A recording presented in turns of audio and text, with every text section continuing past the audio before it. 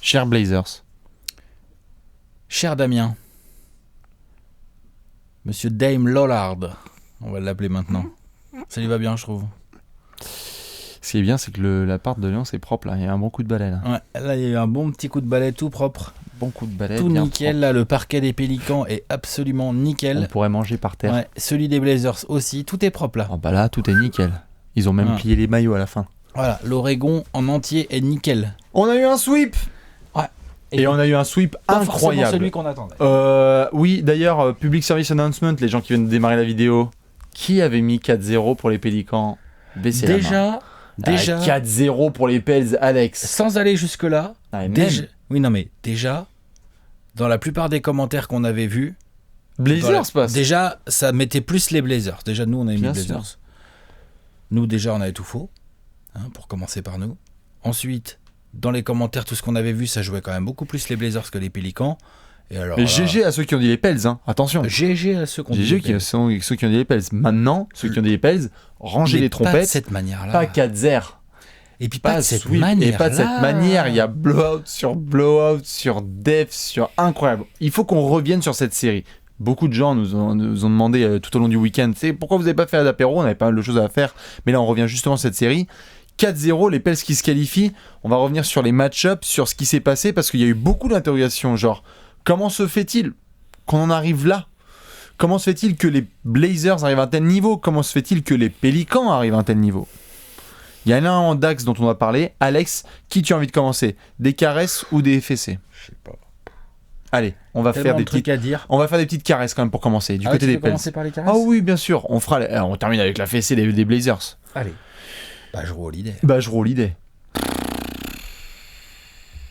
Dont on a été les premiers, oui, en effet, à remettre en cause notamment le contrat signé l'été dernier. On était là genre, what, 26 millions, parce que on s'attendait pas forcément à ce qu'il puisse jouer à un tel niveau. Bajro Holiday est le meilleur C'est le meilleur joueur des playoffs. De ce début de playoffs. C'est le meilleur joueur des playoffs. Le meilleur joueur, ouais. Non, tu peux mettre KD, Anthony Davis, tu veux, mais Jrue Holiday est non mais voilà, mais Anthony Davis quand même. Non, bien sûr, mais Jrue Holiday est injouable là. Il est injouable, mais et il a fini les games. Il a fini les games à Portland, Anthony Davis. Il est injouable. Il est injouable. Mais qu'est-ce qu'il a été mal défendu? Ah bien sûr. Alors après, il a fait le taf. Il a été incroyable au scoring. Il s'est battu des deux côtés du terrain. On s'occupera des Blazers. Voilà. Il a bénéficié d'un copain, en l'occurrence Rondo, le Rondo playoff, et c'est quand même bien pratique, le playoff Rondo, mine de rien, qui défend. Le mec est invaincu depuis 2 ans. Ouais, c'est vrai que quand il se blesse après, faut pas qu'il se blesse. Il y avait 2-0. Sinon, il gagnait le titre, les Bulls. Oh, bien sûr, ils étaient champions. Non, mais Jrue Holiday, ce qu'il a fait à Lillard des deux côtés du terrain, j'aime bien ce nom-là, je trouve que ça lui va vachement bien. Bien sûr, Mollard. J'attendrai qu'il refasse une régulière de candidat MVP. Damien Mollard. Pour changer. Tu vas prendre un grand. Ah bah cet été, flic-flac, t'as plus le droit de demander l'heure. C'est obligé. Non, l'autre, t'es fou. Parce quoi. On va parler des Blazers après. J'avoue, faut qu'on se retienne toutes les 10 secondes. Ce qui est très intéressant, il y a plein de points à noter sur les Pélicans. J'avais envie de commencer par Jrue Holiday, mais en fait, c'est presque un tout. Dans le sens où cette ligne arrière, Holiday-Rondo, doublée par Etuan Moore un peu, Yann Clark, a joué 3, Yann Clark, exactement. Des rotations, il faut le reconnaître, plutôt bien organisées par Alvin Gentry. Alvin Gentry, là, c'est sa série all-time. N'empêche. Son plan de jeu défensif, il est parfait. Son plan de jeu défensif est impeccable. Lillard et la balle, on va le doubler H24. Son plan de jeu offensif est impeccablement pensé, oui, mais extrêmement bien exécuté par ses joueurs. Le money time est trop propre. Et exécuté par ses joueurs avec une envie et un mental à côté Holiday-Rondo. Tu sentais... on a senti pendant cette série que Holiday-Rondo, ils ont fait, tu sais quoi, McCollum-Lillard, on va les défoncer. Ouais. On va se battre comme des fauves. Et ils ont mis de l'énergie, ils ont mis leur qualité athlétique. Holiday était en feu offensivement, en drive, en shoot. Non, mais Thomas, il est à 3 points, il est clutch. Il est trop sale. Non. En plus, dis donc, ils ont quand même un garçon en pick and roll, il traîne avec Anthony Davis. Et ça ouvre des espaces sur les pénétrations. Nurkic, il a vu double. Dis donc. Et puis, du coup, t'as Mirotic qui a des shoots ouverts. Donc, il n'a pas été bon à tous les matchs, mais quand ça rentre avec Mirotic. Le Game 3, ils s'en souviennent encore. Voilà. Mirotic, Eton Moore, il a prouvé tout au long de la saison qu'il était capable de foutre dedans. En fait, le seul grosso modo qui est un peu plus en galère au shoot, c'est Rondo, on le sait, mais il fait tellement d'autres trucs. Et même pas en plus, il a planté. Non mais, t'es les Blazers, laisser shooter Mirotic, c'est tendu. Laisser shooter Rondo, bon, s'il aimait. Ils l'ont fait, ils se sont fait. Oui, ils se sont fait attaquer, mais à la limite, je peux comprendre. Bien ça. sûr, c'est ça que je veux dire. Par contre, Rondo au rebond, à la passe, en défense, en intensité, en vice, et tout ça. Non, il a été parfait, Rondo. Attention, je suis pas. Voilà, notez-le, je critique pas Rondo. Hein. Il a été parfait sur cette première série de playoffs. En fait, ce qui a été hallucinant, c'est que là, on parlait du plan de jeu de Gentry qui est évidemment assez parfait. Il y a surtout un élément que Jrue Holiday mentionnait là, depuis qu'ils se sont qualifiés, c'est que on parlait de cette histoire d'underdog et du fait que beaucoup de gens d'observateurs mettaient que les Blazers passaient au tour suivant. En fait, ils ont tellement pris ça à cœur et c'est tellement en fait symbolique de leur saison parce qu'on en revient encore à la blessure des Marcus Cousins. On était là, on a fait limite une émission le lendemain, on était là genre est-ce que les Pels vont en playoff? Les mecs ils ont fait fuck that, on va intégrer. Ils ont failli à un moment, ils ont mis un coup de mou. Bien sûr. Après ils se sont repris. Et après, même avec l'intégration de Mirotic, ils ont fait genre non les gars, on y va en playoff et on n'y va pas juste pour faire figuration. Non. Et ils y sont vraiment allés en mode on va essayer de vraiment faire un pur résultat et prouver que en fait quelle que soit la match-up on peut la jouer, c'est-à-dire que toutes les rotations qu'ils font quel que soit leur 5 ils ont plusieurs gros avantages en fait, c'est que Anthony Davis en 5 putain c'est un peu la matrice cette affaire. Moi tu sais ce que j'en pense. Non mais oui je sais ce que t'en penses mais je veux dire au-delà de Demarcus Cousins pas Demarcus Cousins c'est pas vraiment le débat du moment. Ah bah ça va pas tarder à venir. Mais d'accord mais sur cette série Anthony Davis en 5, c'est la matrice pour Portland. Et pour toute la NBA, c'est la matrice. Oui, mais il y en a qui peuvent plus ou moins mieux s'adapter quand même. Je suis sûr qu'il y en a qui ont... D'accord. Je dis pas que t'as des mecs qui peuvent défendre Anthony Davis. Et on a fait un apéro sur les Sixers, ils proposent des problèmes et tout. Regarde, tu mets la défense des Sixers, ça va quand même être un peu plus chiant, tu vois, pour Anthony Davis. Moi, ce que je trouve très intéressant, c'est la façon dont ces Pélicans ont abordé les Blazers. Les Blazers, souvenez-vous, la saison dernière... On s'est foutu de leur gueule toute la saison pour leur défense de merde. Ouais, Portland, on les a appelés. Lillard et tout ça. Ok, Amian, Lillard, tout ça, machin. Ok. Là, cette année-là, genre, ils sont top 10 en defensive rating. Ils avaient bien défendu. Bien sûr. Ils s'étaient appliqués. Tu finis pas 3e de l'Ouest pour rien. Comme ça, au hasard, tu vois. Sûr. Et par contre, ils ont explosé. Non, ils ont explosé en plein vol. Ils se sont fait taper. Leur première ligne arrière se fait évidemment prendre sur la plupart des drives et donc forcément derrière ça crée des décalages monstrueux. Le rythme de jeu imposé aussi par les Pels a été énorme, c'est-à-dire qu'ils ont même pas laissé la défense. C'est une équipe plutôt lente, Portland, qui aime bien jouer demi-terrain. Donc les paces un peu plus lentes, sont un peu plus lentes, donc du coup New Orleans a réussi à imposer ça. En fait, il y a que le premier match. Le premier match, l'a perdu à la maison 97-95, je crois. C'était serré et en dessous des 100. Game 2 aussi. Non mais le Game 2, ils en prennent déjà 110, je crois, dans la bouche. Ouais, mais il y a 99-99 à... C'est celui-là, je crois, où il y a 99-99 à 2 minutes de la fin et tu te prends un 13-2. Voilà, mais ils en prennent 111. Ouais, voilà. Non mais le premier, 97... 95, c'est bien ça. C'est un money time foiré. C'est un Blazers game. Mais par contre, voilà, exactement. C'est un match que les Blazers, ils auraient dû gagner. 2, il a été joué sur le rythme qu'ils voulaient. Bien sûr. Après, ils n'ont plus rien maîtrisé de la série. Une fois que tu parles de deuxième et que tu rentres à Nola. Parce que là, on est en train de polir Anthony Davis et Jrue Holiday. Mais mon Dieu, la série d'Anthony Davis. Non, mais la série d'Anthony Davis, par contre, c'est incroyable. Non, bien sûr. On en parlait justement, et ça, c'était un point que, notamment, moi, j'avais mentionné un peu sur Twitter. La détermination du gars. On avait un petit peu débattu, c'est qu'on voit là Anthony Davis en 5, vraiment en pivot. Donc, déjà, Jusuf Nurkic, en gros, c'est un Lego. Il en a fait ce qu'il voulait, quoi. Une poupée. Et en fait, le truc, c'est que là, tu le vois en 5. Donc, déjà qu'il est injouable en 4, il est incroyable en 5, que ce soit pick and roll à distance, finition, défense. Il a été monstrueux dans tous les compartiments du jeu. En même temps, le script était celui-là. Et leadership, Tout à fait. Il avait été ouf sur ses premiers playoffs face à Golden State il y a 2 ans, en 2015, à 3 ans, en 2015. Ouais. Et on était là, genre, si vous relaissez Anthony Davis aller en playoff, il va être vénère. Il nous fait un premier tour. C'est quoi ces stats? Excuse-moi. Ouais, je préfère pas regarder, j'ai pas mes lunettes de soleil. Juste sors ça si t'as les stats un peu là. Je te sors ça tout de suite, mais je te préviens. Parce que c'est quoi, c'est 37-14, c'est un Minitel le truc. 33-12 33-12-3. Ouais, avec presque 3 contre et 2 interceptions. Et combien il a 2000% au shoot? Pourcentage au tir. Ouais, bon, enfin, il doit être 58% au tir. 58% le mec. C'est une série incroyable qui domine totalement. Alors évidemment, ça c'est pour les Pels, félicitations, etc. Ils vont normalement, sauf cataclysme, jouer les Warriors au deuxième tour. Normalement, ça devrait être une série assez intéressante avec les match-ups. Les Spurs, mais c'est vrai tout à fait. On a vu les Pels aussi l'emporter à Golden State en fin de saison dans la configuration sans QXR, donc ce sera une autre série. On en reparlera parce que ça sera une toute autre opposition. Tout à fait. Parce que si tu veux aller par là, genre. Non, t'inquiète, s'ils veulent venir trapper Kevin Durant ou trapper Klay Thompson, allez-y les potes. Et ils vont se faire punir. Ah, c'est clair. Ça va pas te choquer comme Monsieur Lollard. C'est ça. Bah justement, on s'occupe des Blazers. Voilà. Portland. On fait une minute de silence, non ? Franchement. Sérieux, quoi.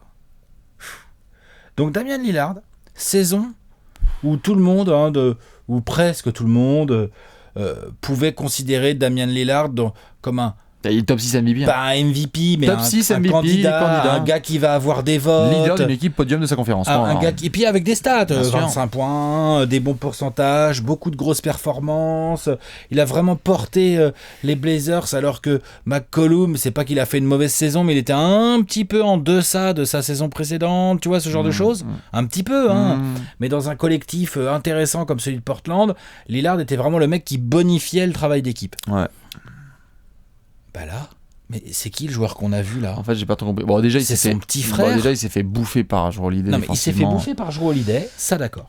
Ok. En fait, ce qui est étonnant, c'est que. Mais pendant 4 matchs, il est incapable de répondre, mais à quelque niveau que ce soit. Ouais, c'est-à-dire. En fait, ce qui a été étonnant, c'est que pourtant, alors que c'est un joueur mature, qui nous a montré, qui a été capable de savoir comment gérer plusieurs. Lillard, il a vu combien de coverage défensif dans sa carrière, il a tout vu. Il a tout vu. Et là, en fait, les Pélicans ont fait un truc tellement simple qui était de venir doubler à chaque fois qu'il avait le ballon et qu'il la lâche, que du coup, en fait, il s'est engouffré là-dedans au lieu de forcer un peu son talent, quoi. Et donc, du coup, il donnait confiance à Al-Farouq Aminu, à CJ McCollum, et tu gagnes pas de série de playoffs avec ces gars, quoi. Premièrement, ce que tu es en train de dire, c'est qu'il a pas pris ses responsabilités, et je suis complètement d'accord avec toi. Ça, je suis d'accord. Deuxièmement, moi, j'ai été très déçu par le manque d'adaptabilité tactique de Lillard. Ouais. Vas-y gros, dans ce cas-là, lâche ta balle, fais-moi un petit tour ligne de fond, demande un écran au gros Nurkic. Le jeu sans ballon, ça existe aussi. Donc Lillard, en gros, j'étais devant mes matchs et j'étais là genre, ok, t'as plus le ballon, tu peux plus jouer. Donc en gros, c'est Lillard sans ballon, il sert à rien, quoi. C'est quoi ce bordel ? Un peu compliqué. C'est pas bien, C'est sûr. Parce que nous, on en a vu, par exemple, si tu le compares. Terry Stotts. Terry Stotts, attends, on va venir sur Terry Stotts. Si tu le compares, par exemple, à des garçons comme par exemple. Des meneurs scoreurs. Kyrie, Stephen Curry, tu vois, des gars comme ça. Ils peuvent jouer 1 et 2. Premièrement, ils peuvent jouer 1 et 2. Deuxièmement, quand ils se font ou trapper ou ils n'arrivent pas en sortie de dribble avec les écrans à trouver leur bon shoot. Lillard panique un peu quand il y a double. Déjà, j'ai pas vu Lillard une seule fois essayer de split la double team pour aller driver. Et putain, Lillard, c'est pas la moitié d'un athlète, normalement. Et d'un handle. Et en plus, il a du handle. Bon, il est peut-être pas au niveau de Kyrie et de Curry au niveau handle, mais enfin, il est quand même très sérieux. Il est très sérieux. Il est plus athlétique que les deux que je viens de citer. Je sais pas s'il va plus vite, mais il est plus costaud. Il monte. Bien sûr. D'accord. Plus d'épaules, Mais donc, concrètement, là, il nous a montré les limites de son QI basket, alors. C'est ça, alors, qu'on a vu ? Je crois pas. Je sais pas, je demande. Non, je pense pas que ce sont des limites d'un QI basket. Je pense que. Sous la pression, alors ? Mais alors, Lillard craque sous la pression, alors ? Alors, il y a. Non, mais bien sûr. Il y a plein de questions qu'il faut se poser. Parce que regarde, on a regardé ça d'Anthony Davis. Je vais juste balancer les stats de balancer, mais vu que tu me poses une question, j'y réponds un petit peu. Pour le coup, le truc, c'est que je crois pas que ce soit du choke. Vas-y, balance les pourcentages. 18 points seulement. Ouais. 18,5 points. Ouais, il est à 30%. À 35% au tir et seulement 30% à 3 points. Et en plus, il y a que 4 passes, presque 5 passes par match. Donc en gros, contribution de Lillard, contribution de role player offensif, quoi. Contribution de deuxième option d'une équipe qui essaie d'aller loin. Non, clairement, je pense juste que par rapport à ce qui s'est passé, je crois pas que c'est une question de QI basket. En fait, la première chose, c'est que déjà, la façon dont, à mon avis, ils ont préparé la série, tu t'attends pas à ce que Jrue Holiday, en fait, soit Michael Jordan. J'allais dire, en fait, genre LeBron. Enfin, tu vois, genre, tu t'attends pas, en fait, à ce que Jrue Holiday joue un tel level. Déjà, sa première chose. Ça, d'accord. Première. Tu prends la gifle dans la gueule. Ça, d'accord. Ça peut arriver. La deuxième, c'est que on essaie de voir le blame, justement, s'il y a du Lillard, s'il y a du Terry Stotts, etc. Et en fait, j'en donne énormément, moi, Lillard, de blame par rapport à ce qui s'est passé, mais j'ai l'impression que tu vois aussi les limites de cette espèce de jeu complet de Blazers. J'arrive pas à mettre Lillard tout en haut du pont et me dire c'est lui, c'est-à-dire que je trouve que c'est beaucoup en fait Portland où dès que tu les shakes un petit peu, et qu'ils n'ont pas leur plan de jeu habituel, et bah du coup c'est toute la structure qui s'effondre. Je suis d'accord, on va venir sur Terry Stotts, mais juste si on parle de Lillard en premier, c'est pour une raison normale. Quand les Blazers sont 3e et que Lillard il est à 25 points machin, on dit candidat MVP. Quand les Blazers se font sweeper par les Pélicans avec un Lillard à 35% au tir qui met à peine 18 points, et qu'est-ce que tu veux que je te dise, c'est quand t'es la star, quand ton équipe marche bien, t'as la hype. Quand ton équipe fait de la merde, et ben t'es le premier à te faire défoncer. Tout à fait. C'est le principe du leader. Eh bien, ça, tout à fait. On est d'accord là-dessus. Tout à fait. C'est normal. Maintenant, le truc vraiment qui moi m'a le plus choqué, c'est même pas une question en fait de statistiques ou quoi que ce soit, c'est que si t'es Game 4, attitude, tout. Hein. Game 4, je pense que et même Game 3 en fait, on s'attendait à ce que Lillard au moins se défonce. Et en fait, il y a un côté un peu nonchalant et un peu genre, tu le voyais sur le terrain et tu te disais, il a no business à envie d'être là en fait. Résigné. Hein. Il avait l'air un peu résigné et ça c'est très chaud. C'est pas bon pour son image. En fait, c'est pas bon pour son image. C'est pas bon pour ce qu'il dégage lui. Genre du coup, on peut presque reprendre les articles qu'on faisait il y a 2 ans. Genre, est-ce que Lillard c'est pas plutôt un Carmelo Anthony de la main? Est-ce que c'est vraiment un meneur? Non, mais je sais bien que non. Mais tu vois ce que je veux dire? Là, il a pas montré là. Il a pas montré qu'il était capable de passer lui-même un cap personnellement et de tirer son équipe vers le haut. Face à une grosse opposition, bim, sweepé. Oui. Et c'est là qu'on en arrive à Terry Stotts, parce que pour le coup, si on peut critiquer le jeu de Lillard sans ballon qui est quasiment inexistant, d'accord ? T'as comme McCollum à la balle, tu peux trouver des espaces, McCollum il va la lâcher, il y a des choses à faire. Mais si le coach ne dessine rien, si le coach ne n'aide pas son équipe en termes de rotation, si le coach ne fait absolument aucune adaptation tactique dans une série de 4 matchs. Ou tes joueurs sortent des temps morts avec la tête baissée, ça veut dire qu'ils ont rien capté de ton message en fait.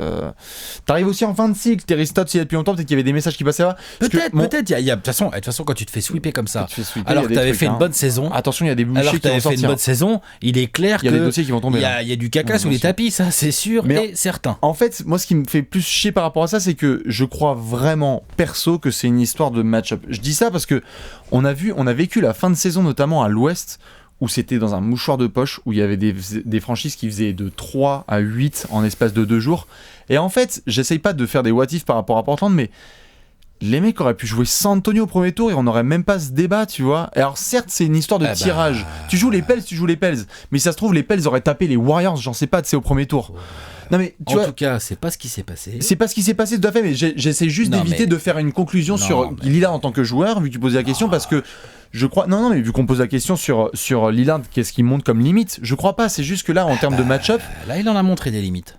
Là, je sais pas si elles sont définitives, mais il a montré des limites. Enfin, je vais pas catégoriser Lillard, mais il a montré des limites. Il a montré que dans une série de playoffs, avec une match-up qui lui était, donc on l'a vu, assez défavorable, parce que Jrue Holiday il est long, il est athlétique, il est chiant, et Rondo aussi. Et tout le plan de jeu était sur lui en fait. Et tout le plan de jeu était sur lui. Alors combien de fois Lillard il a vu ça ? Attends, il est incapable de réagir pendant 4 matchs et il se fait sweeper tête baissée et il tourne avec sa pire moyenne all-time, tu vois. Donc ça veut dire qu'il s'est fait défoncer à tous les niveaux, techniquement, tactiquement, mentalement. Ouais. Et donc, chez les grands leaders, c'est rare. Ah oui, bien sûr. Donc c'en est pas un, peut-être, tu vois. Et c'est pas la fin du monde, tu vois, c'est pas très grave. Et après, peut-être qu'il y a d'autres problèmes. Il y a Terry Stotts, effectivement, tu vois, voilà, tu l'as souligné. Concrètement, il s'est fait outcoach par Alvin Gentry de ouf, quoi. Donc ça, c'est quand même bon, voilà. Hein. Ensuite, il y a effectivement le plan de jeu global des Blazers qui a été complètement cassé par le plan de jeu des Pélicans qui était axé sur Lillard. Ok, mais à un moment donné, quand tu es joueur de basket, il faut aussi savoir t'adapter, même j'ai envie de dire des fois en cours de match. Bien sûr. Genre, et ça, on ne l'a pas vu. Et là, je parle pas que de Lillard. Hein. Je parle de tous les Blazers dans leur ensemble. Il n'y en a pas un limite, franchement, sur cette série. McCollum a fait une série, on va dire, offensivement correcte. Enfin, même plus que correcte. Il est à 25 points par match. Il fait du McCollum. Mais après, c'est quoi ? C'est Aminou, en fait, le meilleur joueur des Blazers ? Non mais je sais pas, je demande. Non, c'est ça. Et ça c'est pas normal. Et c'est là qu'on peut en vouloir. J'ai envie de dire, on peut ce sweep là, on peut aussi le mettre sur le dos d'un duo. C'est le duo Stotts-Lillard en fait. C'est à eux en fait. Le coach avec le leader, c'est eux. D'ailleurs, il y a une autre équipe comme ça qu'on va pouvoir tailler dans le même genre coach-leader. Hein, enfin, qu'on va pouvoir tailler. La série n'est pas finie. Une une équipe qui commence par O et puis qui finit par Casey. Ah ouais. Hein, on va pouvoir en parler aussi d'une histoire de coach leader qui marche pas des masses. Tu vois ce que je veux dire? Non mais c'est pas le même cas de figure. Attention, c'est pas ce que je dis. Hein. Mais ce que je veux dire, c'est que ces playoffs là, je les trouve très compétitifs. On a vu beaucoup de beaux matchs. Non, bien sûr. On a vu des Pélicans magnifiques qui se battent, qui donnent envie, avec du talent. D'accord. Alors peut-être qu'on les avait sous-estimés et tout. Je pense que c'est dans le setup dans lequel on voit les Pels là, ils auraient pu taper. Franchement là, ils peuvent taper. Mais je sais pas. Vu comment ils jouent là comme ça, ils auraient pu taper combien d'équipes de l'Ouest là? Bah je suis pas sûr moi. Ils auraient fait une bouchée si ça se trouve de Utah, de Golden State, tu sous-estimes le capacité d'adaptation. Moi ce qui m'a le plus déçu, non, je sous-estime pas Alex. L'incapacité d'adaptation des Blazers. J'ai bien entendu. Ce que j'ai dit, c'est que je ne sous-estime pas leur capacité d'adaptation. Je dis simplement que bah on verra. Ne jugeons pas trop vite où on est à chaque fois en mode comme ça, on regarde juste en mode sur une série, on va juger toute une franchise et un joueur. Genre non, il vient de faire une saison de ouf et juste il y a des match-ups des fois où ça ne passe pas. On a vu un nombre de franchises comme ça qui ont rencontré malheureusement sur des histoires de tableau. Moi des mecs qui font une aussi grosse régulière et qui se font autant défoncer dès le premier tour de playoff par un sweep, j'en ai pas d'autres en tête. Il y en a un Allemand qui est pas mal, non? Hein? Il y a un Allemand qui est pas mal, je sais pas si tu connais. Dirk Nowitzki, ouais, effectivement. Et aujourd'hui, on en fait une légende. Donc, allons-y doucement. En fait, il y a des histoires de match-up parfois. Et dire qu'il y a d'autres gars comme ça qui ont fait aussi le taf où on s'est dit, genre, bon, ils se sont fait juste taper. Il s'est pas fait sweeper comme ça. Bon, il se fait taper par un hit seed. Mais tu vois, je veux dire, ça arrive. Et je pense juste, Lillard fait vraiment une série de merde. Mais je suis d'accord en tout cas avec ses réactions de sortie et ça nous mène aussi à ça et je veux bien ton avis là-dessus et votre avis sur la suite de Portland parce qu'il y a un gros été qui attend Portland. Et puis en plus c'est compliqué parce qu'avec leur base salariale, etc. Mais je crois pas que tu dois forcément tout exploser à cause de ce résultat-là. Il y a un vrai choix à faire autour de Terry Stotts. Après, t'as toujours Lillard, potentiellement Nurkic, Evan Turner, genre non, ça va. Lillard, j'ai jamais dit. Ça non, bien sûr, bien sûr. Joueur. Mais qu'est-ce qu'on fait par exemple cet été, c'était Portland. Il a été candidat MVP, tu continues, tu es autour de Lillard, t'as pas trop le choix de façon d'un point de vue salaire. Et voilà, c'est juste que ce qu'il vient de montrer là sur cette série, c'est inquiétant, c'est pas le bon mot, mais disons que tu te dis, ça arrive. Tiens, pour un mec qui a beaucoup ouvert sa bouche, pour un mec qui est soi-disant réputé, pour pas avoir peur quand il y a de la pression, pour réagir aux situations, pour être un gros scoreur, bah on n'a rien vu de tout ça sur une série entière. Ça aurait été un match où il se fait défoncer, puis après il se bat, puis les Pélicans finissent par passer parce qu'ils pratiquent un meilleur basket sur une série. Ok, mais là c'est un sweep où de la première à la dernière minute de la série, Lillard... Ouais, c'était Trey Burke. Bon, et après, il y en a qui ont parlé. C'est Trey Burke. Oui, bien sûr, il y en a qui ont parlé. Il vient d'avoir un gosse, je sais pas quoi. Oui, alors effectivement, peut-être. Et puis peut-être qu'il y a des. Attends, peut-être qu'il y a des trucs en interne. Comme il y a eu les réunions avec Paul Allen et tout. Blessé ou je sais pas quoi. Peut-être qu'il y a des trucs en interne qu'on sait pas non plus. Peut-être que comme tu disais, il avait pas envie d'être là. Enfin, tu vois, il peut y avoir plein de raisons. N'empêche que ce qu'on a vu sur le terrain n'est pas digne du Lillard qu'on connaît sur ces dernières années. Ça va le faire. Voilà. Yes. Voilà, maintenant. On va pas l'enterrer, hein. Non, c'est ça. Et on verra justement avec les Pélicans, on en fera une grosse preview de voir ce que ça va donner pour eux. On attend évidemment la qualification des Warriors pour faire le bilan des deux. On fera le bilan des Blazers aussi cet été. Mais dans tous les cas, juste chapeau aux Pélicans. C'est ça aussi qu'on a envie de retenir. C'est que magnifique. Tu te qualifies, sublime. Et hâte de voir Anthony Davis en demi-finale. Et tout est magnifique. Le playoff, ouais, non, clair. Ouais, on a hâte de voir Anthony. Bah, déjà, on a hâte de les voir au prochain tour. A priori contre les Warriors, déjà ça on a hâte. Non, ça parce qu'ils vont nous ressortir un plan de jeu. Après, est-ce qu'il y aura du Curry, pas du Curry et tout. Va-t-il à coach Steve Kerr? Tu vois, ils se connaissent bien les deux, tu vois ce que je veux dire. Donc là, et puis là, il va y avoir des clients quand même complètement différents. Je veux dire, les Warriors, en termes d'adaptabilité. Non, c'est sûr. Sur la dernière saison, tu vois, c'est une autre match-up. Garde tes petits outils, on les fera pour la preview, évidemment. Donc, mais ce que je veux dire, c'est qu'on verra aussi si, genre, est-ce qu'on a eu raison de critiquer Lillard ou est-ce que c'est vraiment que les Pélicans sont injouables? Je pense que pour le moment, c'est les Pélicans sont injouables, mais c'est à vérifier sur le tour suivant. On verra. Ouais, dans tous les cas, ceux qui ont mis Pélicans, évidemment, qualifiés au tour suivant, félicitations. Bravo à eux. Bravo à eux. Ceux qui ont mis le sweep, bonnes vacances aux Seychelles. L'auto, exactement, Seychelles. Et puis Portland, RIP, comme on dit, RIP City. Wow, RIP City de ouf, là. Bon, allez. Bon courage pour cet été. Ciao. À la prochaine. Ciao.